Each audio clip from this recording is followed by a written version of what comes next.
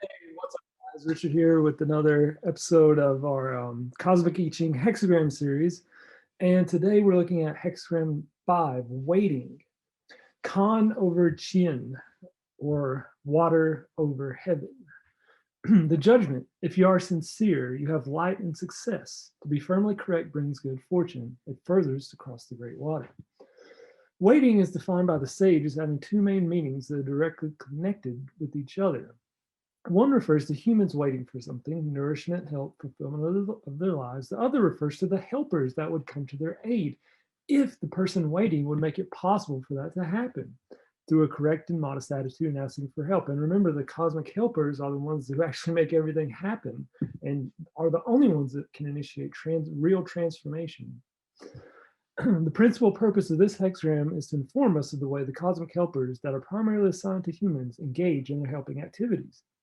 Receiving this hexagram tells a person that either through his attitude or his actions, he has made it impossible for these helpers to assist him in his life. Therefore, they are standing by, waiting. The helpers, for example, cannot help us when we follow mistaken beliefs and engage in deluded enthusiasms. They must, according to their own natures, remain detached, leaving us to our own devices until our beliefs burn out and we return to modesty and sincerity. While waiting, they remain ever ready to help us to return to our true selves. The cosmic helpers are active in our lives without our notice when we are sincere and conscientious in our way of life. In moments of adversity, which occur because we've excluded them from our lives, they are drawn by our inner cries for help to return to assisting us. The help they give is to increase our awareness and understanding that the cosmos is made up of myriads of helpers. They seek to make us aware of this so that we may discover all the help that is available to us from the cosmos. They seek to free us from the false belief promoted by the collective ego that we have been cast adrift by the cosmos to fend for ourselves. Among the cosmic helpers that are particularly assigned to help humans are the sage as the cosmic teacher, the personal helper assigned to each individual to help him fulfill his destiny, and the feeling manager, whose task it is to coordinate the psyche and the body, a person's invisible and visible sides. These are the three uninvited guests mentioned in line 6 of this hexagram that come uninvited in certain circumstances to help. We realize this by receiving this line. Waiting can also describe a person who is at a crossroads, not knowing where to go or what to do. What he is waiting for, without his necessarily being aware of it, is cosmic help in the form of its gift of love, an opportunity to realize his uniqueness, furtherance in his job, help to recover from an illness or injury, or help that will bring him into an adverse situation, as when he is in prison mentally or physically. If you are sincere, states that the person who sincerely wants to know his path draws the light that shows it to him while he goes on with his life. The light refers to the helpers that come when asked and that bring the exact gifts of help needed. The hexagram can also refer to the person who has put his life on hold to wait for something he hopes will happen, out of a belief that if he waits long enough and is patient enough, a problem will get resolved. Such a person has an heroic self image in which he sees himself as capable of patiently enduring all hardships that stand between him and his goal. He needs to realize that life is not about waiting, but about making progress by going on with his life. Making progress is possible at any moment when he includes the helpers of the invisible world in his life. It says the inner no to all those situations that he believes he must wait through. His belief in passive waiting has blocked those helpers from being able to further his progress. So I guess don't have that attitude, I guess. This hexagram also applies to people who have unconscious fears to make a move or who cannot do so because of spells and poison arrows. The fear to make a move may be due to mistaken ideas and beliefs about the nature of the cosmos that have presented it as the fearful and dangerous unknown. The result of these fears and beliefs is that the person unconsciously dreads making changes. He either contents himself with hoping and dreaming, buries himself in work, or engages in the endless diversions offered by the collective ego. To be firmly correct means that he needs to identify and free himself from whatever fears, spells, or poison arrows exist in his psyche that keep him waiting for miracles. Crossing the great water in this hexagram occurs when a person has understood and said the inner no to his having accepted demonizing the cosmos as the threatening unknown. It also refers to turning inside and asking the sage for help. Then the threatening unknown is seen to be what it truly is, the demonic sphere of consciousness created by the half-truths and untruths on which the collective ego's existence is based. It is the repository of all fears, abandonment, suffering, being alone in old age, death, and what happens after death. By the way, that is the society we're living in. That is our society, the repository of all fears. We're literally living in hell right now, is what it's saying.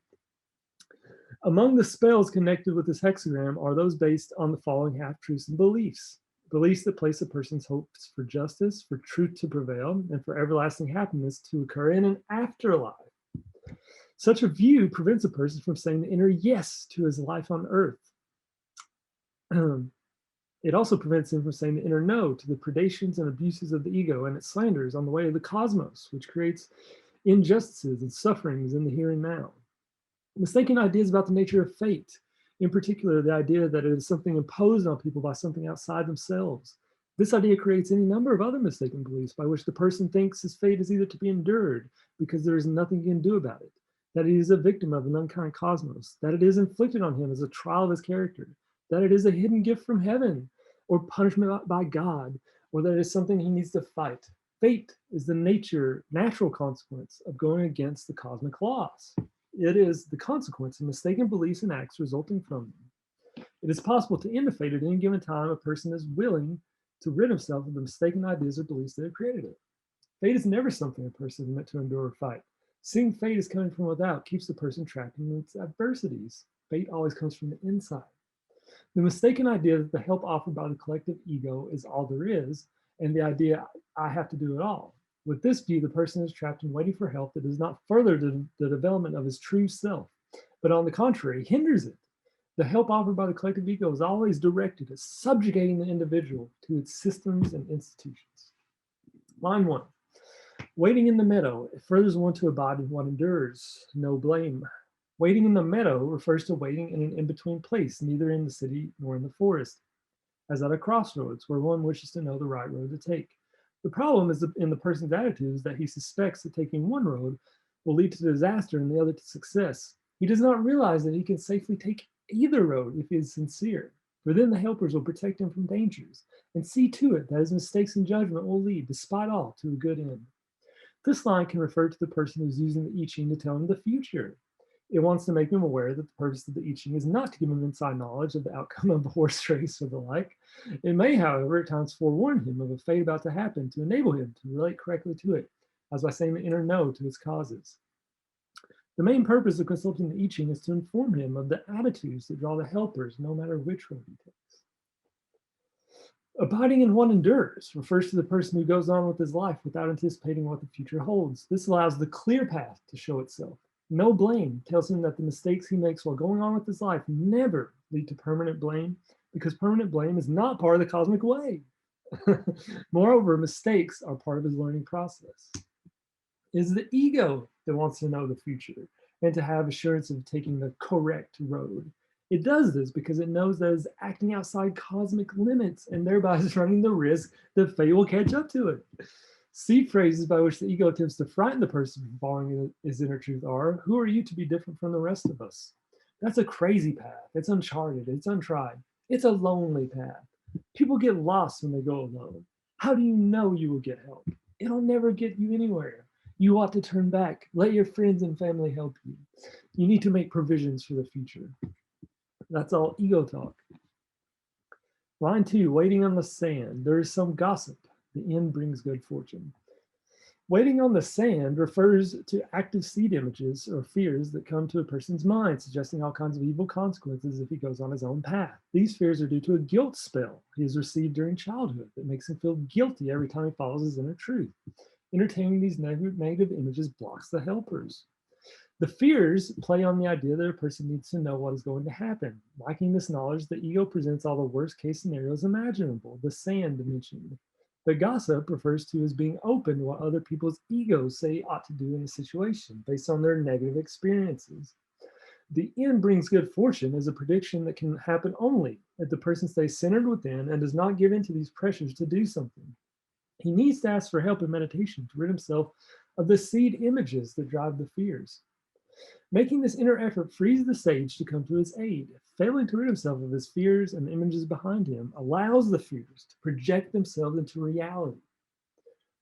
Wow. A person may also receive this line when he has been getting help from other people and doubts that it is correct to accept it. These doubts are the gossip referred to in this instance. He is meant to realize that the help has been inspired by the cosmic helpers. The line may also refer to a person who is waiting for help to come from somewhere rather than asking the cosmos for it. The cosmos only needs to be asked with sincerity. A person may also receive this line when he is experiencing a fate he has created by falsely blaming someone through listening to gossip, thus putting a poison arrow on that person. In order to free himself of the fate he has created, he needs to retract the blame he has put on the other. This situation also informs us that engaging in gossip about others is the idle waiting mentioned that creates poison arrows. Line 3. Waiting in mud brings about the arrival of the enemy. Waiting in mud is a metaphor for the paralyzing fear that in the end one will be stuck. The phrase of this fear is, I don't see any way for this to work out. It is followed by, what will I do then? These phrases indicate a deeper poison arrow that the person has accepted from the collective ego, such as, there is no one to help you but yourself, or if you make a wrong move, it will be your last. Its effect has been to exclude the helpers from his life, making them retreat into a waiting mode. Without their protection and help, the very thing he dreads is projected into reality. The line can also refer to the person's already being in a stuck situation he has projected. If he frees himself from the poison arrow, the situation can be corrected. This line can also refer to a spell a person has put on another through harboring fears about the outcome of what that person is doing, or by doubting that the helpers can or will help him in his situation. He needs to free the person from the spell. Fixing others in spells creates a fate for both parties. Other seed phrases connected with this line that create spells contain the words always or never.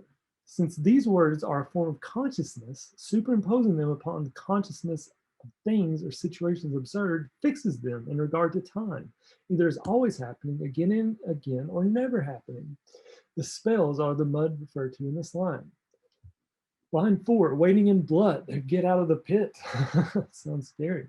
Waiting in blood refers to an attitude of hopelessness, as when someone has received a dire prediction about the future, or when he has decided that there is no hope or help available. The person, in listening to the ego, has eliminated from his range of possibilities the existence of help from the invisible world. As a consequence, he is in pain and suffering.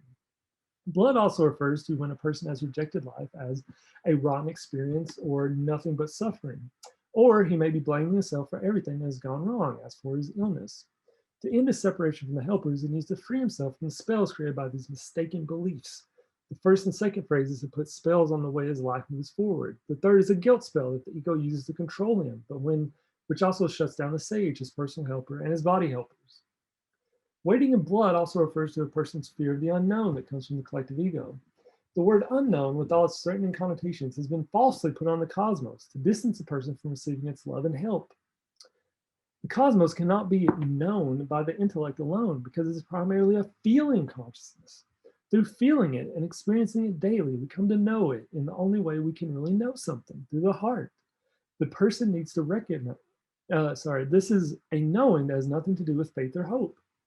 The person needs to recognize the way the word unknown has made him see things falsely and say the inner no to the word unknown, treating it as a projection.